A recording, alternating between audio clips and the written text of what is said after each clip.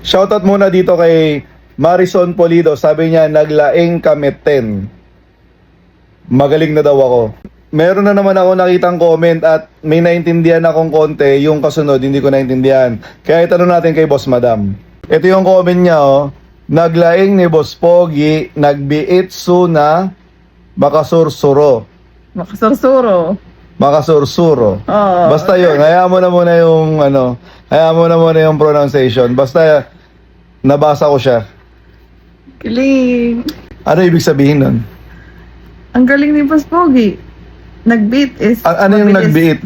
Mabilis? Oo, mabilis siya Tapos matuto. yung suna niya siya, ganun, Oo. di ba? Ang bilis Tapos niya. yung Matuto. makasursuro, Oo, matuto. matuto yun? Yes. O yun.